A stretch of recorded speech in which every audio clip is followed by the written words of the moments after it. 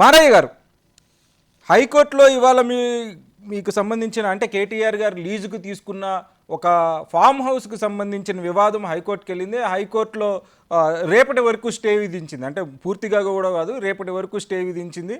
రేపు మళ్ళీ వాదనలు కొనసాగే అవకాశం ఉంది. అయితే ఈ వివాదం అంతా కారణం ఏంటి? ముందుగా ఎవరైతే మన ఏవి రంగనాథ్ గారు కమిషనర్ గారు ఉన్నారో మాకు బాగా తెలిసినటువంటి వ్యక్తి. అయితే ఇది కేవలం సీఎం రేవంత్ రెడ్డి గారు తన రాజకీయ ఎజెండాలో భాగంగానే మేము బీఆర్ఎస్ పార్టీగా గుర్తిస్తున్నాం. ఇక్కడ మనం 3 విషయాలు గుర్తించాలండి. ఒకటి, ఇవాళ మీరు ఏదైతే ఎఫ్టిఎల్ బఫర్ జోన్ కింద వస్తున్నది, వీళ్ళు కట్టినటువంటి ప్రజలు కట్టుకున్నటువంటి కాంట్రాక్టర్స్ కట్టుకున్నటువంటి బిల్డర్స్ కట్టుకున్నటువంటి అపార్ట్మెంట్లు కానీ, ప్రజలు అక్కడక్కడ కొనుక్కొని కట్టుకున్న ఇండ్లు కానీ, ఇవి చట్టబద్ధంగా లీగల్ గా మున్సిపల్ పర్మిషన్ ఇచ్చిన ఇండ్లా కావా? ఒక ప్రభుత్వ అధికారి ఆ ఇల్లుకు పర్మిషన్ ఇచ్చిందంటేనే అది లీగల్. రెండోది, కొనుక్కునే ప్రజలు కూడా చట్టబద్ధంగా లీగల్ గా ఉన్నాయా లేవా అని చూసుకొని వాళ్ళు లోన్కి వెళ్తారు. అంటే ఈ ప్రభుత్వం ప్రజల్ని దోషులుగా దొంగలుగా చూస్తుందా? పర్మిషన్లు ఇచ్చి అనుమతి ఇచ్చినటువంటి అధికారులను చూస్తుందా? ఇవాళ మనం సోషల్ మీడియాలో కానీ, టీవీల ద్వారా కానీ, పేపర్ ద్వారా కానీ ముఖ్యమంత్రి మాట్లాడినా, కాంగ్రెస్ ప్రతినిధులు మాట్లాడినా, కమిషనర్ గారు మాట్లాడినా ప్రభుత్వ ఆస్తులు కాపాడనీకే మేము ఈ చర్యలు తీసుకుంటున్నాం అంటున్నాం. మరి ఇవాళ బీఆర్ఎస్ ప్రభుత్వమే గతంలో ఉన్నా, అంతకుముందు కాంగ్రెస్ ప్రభుత్వం ఉన్నా, ఈ రోజు కాంగ్రెస్ ప్రభుత్వం అధికారంలో ఉన్నా అనుమతి ఇచ్చింది ప్రభుత్వ అధికారులు. ప్రభుత్వ అధికారులకు ఇవాళ మీరు ఎట్లయితే ప్రజల ఇల్లు కూలగొడుతారో, ప్రభుత్వ అధికారులకు అనుమతి ఇచ్చిన అధికారులను మొత్తం గుర్తించి వాళ్ళ చేతులకు బేడీలు వేసి మీరు జైలుకు పంపండి, ఇవన్నీ ఆగుతాయి. ఆ చర్యలు తీసుకోకుండా మీరు ప్రజల్ని దోషులు చేసి ఇలా ప్రజలు అప్పులు చేసుకొని వాళ్ళు లోన్లు తీసుకొని ఇల్లు కట్టుకుంటే మీరు ఇలా ఎఫ్టీఎల్ అంటారండి. మూడోది, ల్యాండ్లు 56 నుంచి 65 వరకు మీరు పహనీలు ఏదైనా చూసుకోండి. అప్పుడు నైజాం కాలంలో ఇప్పుడు చెరువులు కానీ ఏదో ఒక రిజిస్ట్రేషన్ అయి ఉంటుంది, ఎవరికైనా ఒక రిజిస్ట్రేషన్ అయి ఉంటుంది. మీకు మీరు రాజు చట్టాలు జీవోలు తయారు చేసుకొని ఇది ఎఫ్టీఎల్ ఉంది, ఇది బఫర్ జోన్ ఉందని చెప్పి మీరు మాట్లాడి రేపు ఇంకో ప్రభుత్వం వచ్చి అట్లే చేస్తే నష్టపోయేది ఎవరండి? ప్రజలు కదా. అంటే మీకు ఓట్లేసి గెలిపించిన ప్రజల్ని దొంగల చేస్తుందా రేవంత్ రెడ్డి గారు? థ్యాంక్ యూ మారయ్య గారు. ఒక్కసారి సతీష్ గారితో మాట్లాడదాం. ఒక్కసారి సతీష్ గారు, ఇక్కడ చాలా కీలకమైన అంశం ఏంటంటే, ఇందాక నేను కూడా ప్రస్తావించినట్టు, ఒక సంస్థ పర్మిషన్ ఇచ్చి రెండో సంస్థ వచ్చి కూలగొడతాము అంటే, ఇప్పుడు ఒకటి వాళ్ళు చెప్తున్నట్టు ఎవరు పర్మిషన్ ఇచ్చారు అనే అంశాలు ఏమీ ఇంకా బయటికి రాలేదు. రెండవది, కూలగొట్టడానికి సంబంధించిన ఒక ఈ భవనాల్ని ఈ బఫర్ జోన్లో ఉన్నాయి కాబట్టి కూలగొడుతున్నాం అనే డేటా ప్రజలకి చెప్పి నోటీసులు ఇచ్చి కూలగొడుతున్నారా లేదా అనేది హైకోర్టు కూడా ఇవాళ ప్రశ్నించింది. మీరు చాలా వ్యాలిడ్ ప్రశ్న. దాంతోపాటు మనం అందరం కూడా గ్రహించాలి, ఏదైతే హైడ్రా వాళ్ళు చేస్తున్నటువంటి అక్రమ నిర్మాణాల తొలగింపు ఏదైతుందో 100కు 100%. చిన్న ఎగ్జాంపుల్ చెప్తాను నేను మీకు.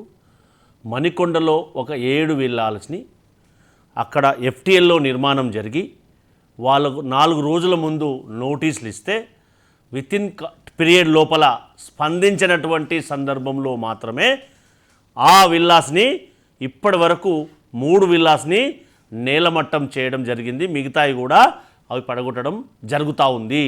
నేనేం చెప్తున్నానంటే, ఖచ్చితంగా హైడ్రా అనేది ఒక సిస్టమేటిక్గా ఏదైతే గత ప్రభుత్వంలో ఉన్నటువంటి వారు కానీ ఎవరు కానీ పర్మిషన్లు మాత్రం ఎక్కడ ఇవ్వడం అనేది జరగలేదు. ఇప్పటివరకు కూల్చేసినటువంటి భవనాలు ఏవైతే ఉన్నాయో 99% అధికారుల నుంచి ఎలాంటి పరిమితులు లేకుండా వారు అక్రమంగా నిర్మించినటువంటి భవనాలు మాత్రమే. దాంతోపాటు మనం అందరం కూడా ఆలోచించవలసినటువంటి విషయం, నేను ఒక 33 భవనాల గురించి నేను చెప్తున్నాను ఇప్పుడు అంశం ప్రాథమికంగా. గతంలో ఏదైతే మీరు రైజ్ చేసిన పాయింట్, పర్మిషన్ లేకుండా విల్లాలు కట్టేస్తారా? ఎస్, మీరు ఫర్ ఎగ్జాంపుల్ మా చిన్న ఎగ్జాంపుల్ చెప్తాను నేను మీకు. చేవెళ్ళ నియోజకవర్గంలో, రాజన్ నగర్ నియోజకవర్గంలో, ఈ 2 నియోజకవర్గంలో 111 అనే ఒక జీవో ఉంది. ఆ జీవోలో ఎలాంటి నిర్మాణాలకు పర్మిషన్ లేదు. అలాంటిది శంకర్పల్లి మండలంలో కానీ, మొయినాబాద్ మండలంలో కానీ, గండిపేట మండలంలో కానీ ఇవి అక్రమంగా పుట్టగొడుగుల్లాగా గత 9.5-10 సంవత్సరాల నుంచి విచ్చలవిడిగా వెలిసిపోవడం అనేది జరిగింది. అందులో ఇవన్నీ కూడా ప్రత్యక్ష ఉదాహరణలు అనేది మనం అందరం కూడా ఆలోచన చేయాలి. ఒక కామన్ మ్యాన్ 200 గజాలలో ఇల్లు కట్టుకోవడానికి అవకాశం లేదు. కానీ ఒక రాజకీయంగా, ఏ రాజకీయ పార్టీకి సంబంధించినటువంటి వ్యక్తి అయినా కానీ, రాజకీయంగా పలుకుబడినటువంటి వ్యక్తి 5 ఎకరాలలో, 6 ఎకరాల్లో, 2 ఎకరాల్లో విలాసవంతంగా విల్లాలు కట్టుకొని, ఫామ్ హౌజులు కట్టుకొని అక్కడ వాళ్ళు చేస్తున్నటువంటి అక్రమ నిర్మాణాలే ఈ ప్రత్యక్ష ఉదాహరణని మనం అందరం కూడా గ్రహించాలి. ఏదైతే జొన్వాడలో కానీ, ఏదైతే గండిపేటలో కానీ, ఏదైతే ఖానాపూర్లో కానీ ఏవైతే కూల్చివేతలు జరిగినాయో, ఏదైతే రాజన్నార్లో కూడా కూల్చివేతలు జరిగినాయో అవన్నీ కూడా ఎలాంటి పరిమితులు లేకుండా, మీకు లైవ్ ఎగ్జాంపుల్ చెప్తాను ఏంటంటే, ఏదైతే ఖానాపూర్ గ్రామ పంచాయతీ 111లో ఉన్నటువంటి గ్రామంలో ఏ అధికారి కూడా సర్పంచ్ అనేది ఇష్యూయింగ్ అథారిటీ కానే, కంపోనెంట్ అథారిటీ కాడు, గ్రామ సెక్రటరీ ఇవ్వాలి. ఏ సెక్రటరీలు కూడా పంచాయత్ సెక్రటరీలు పర్మిషన్ ఇచ్చినటువంటి దాఖలాలు లేవు, అవి ఇచ్చే అవకాశమే లేదు.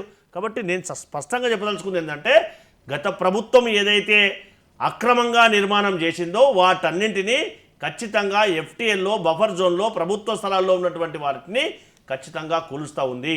దాంతోపాటుగా చట్టబద్ధంగా నోటీసులు ఇచ్చిన తర్వాత మాత్రమే, వారికి ప్రయర్ నోటీస్ ఇచ్చిన తర్వాత మాత్రమే వాటిని కూల్చేయడానికి ప్రయత్నం చేస్తూ ఉంది. ఆ రకంగానే ప్రక్రియ కొనసాగుతుంది. దానికి కావాలంటే మీరు ఫీల్డ్ విజిట్ కూడా వెళ్ళినటువంటి వాళ్ళు ఈరోజు, వాళ్ళతో కూడా మీరు ఎంక్వైరీ చేసుకోవడానికి ప్రయత్నం చేయండి. అంతేగాని హైడ్రా ఎక్కడ కూడా భయాందోళనకు గురి చేసి కానీ, నోటీస్ లేకుండా కానీ ఖచ్చితంగా ముందుకెళ్లే ప్రయత్నం చేయట్లేదు. మనందరం కూడా ఆలోచన చేయాలి. సామాజిక కార్యకర్తలు కానీ ఎవరైనా ఈ చెరువు అంతా ఆక్రమణకు గురవుతుంది, ఇక్కడ అక్రమ నిర్మాణాలు జరిగినాయి అని చెప్పి కంప్లైంట్ వచ్చిన తర్వాత దాన్ని రంగనాథ్ గారు స్వయంగా పరిశీలించిన తర్వాత మాత్రమే వారు ముందుకెళ్ళి కూల్చడం జరుగుతుంది తప్పితే వాళ్ళు ఎక్కడ ఓవర్ నైట్ వెళ్ళి చేస్తున్నటువంటి సంఘటనలు లేదు. ప్రభుత్వ భూమిని కాపాడడం మన బాధ్యత, చెరువులను కాపాడడం మన బాధ్యత. బఫర్ జోన్లో నిర్మాణం జరిగితే ఈరోజు కాకుండా రేపన్నా అక్కడ మంచినీరు అంతా కలుషితమై ఉంటుంది కాబట్టి ఎవరికి కూడా ఆరోగ్యానికి మంచిది కాదు, ఆ ఇల్లు ఎక్కువ కాలం ఉండే అవకాశం ఉండదు అనేది మనం అందరం కూడా ఆలోచన చేయాలి. దాంతోపాటు హైదరాబాద్ కూడా చెరువులన్నీ ఆక్రమణకు గురైతే నష్టం జరిగే ప్రమాదం ఉంది. కాబట్టి ఈ రకంగా మా ప్రభుత్వం ఆలోచన చేసి, ఇది చాలా సాహసోపేతమైనటువంటి నిర్ణయం. లేదు సతీష్ నిర్ణయం గారు, ఇప్పుడు తప్పు ఎవరు చేసినా తప్పు అనేది బీజేపీ అంటున్న మాటే, అటుపక్క బీఆర్ఎస్ కూడా అంటున్న మాటే. కానీ ఇక్కడ పాయింట్ ఏంటంటే, మీరు చెప్పిన దాంట్లో కూడా ఈ నిర్మాణాలన్నీ అసలు పర్మిషనే లేని నిర్మాణాలు అని చెప్తున్నారు. అంటే ఏ అధికారి తప్పు లేదు, అధికారులకి సంబంధం లేదు, అధికారులు పర్మిషన్ లేకుండానే వీళ్ళు విల్లాలు లేదు ఫామ్ హౌస్లు కట్టేసుకున్నారు అని అంటారా? 100% ఈ 84 గ్రామాలలో విల్లాలు ఏవైతే ఉన్నాయో, ఫామ్ హౌస్లు ఏవైతే ఉన్నాయో, ఒక్క గ్రామం తప్ప 111లో ఎగ్జామ్షన్ ఉన్న మోకిల గ్రామం తప్ప మిగతా గ్రామాలలో నిర్మించినటువంటి ఫామ్ హౌస్లన్నీ 101% ఇల్లీగల్ కన్స్ట్రక్షన్స్. ఎలాంటి ఏ అధికారి కూడా వారికి పర్మిషన్ ఇచ్చే అవకాశమే లేదు. వాళ్ళు ఇవ్వరు. ఎందుకంటే వాళ్ళకి ఆ రైటే లేదు. అలాంటప్పుడు వాళ్ళు ఎలా ఇస్తారు?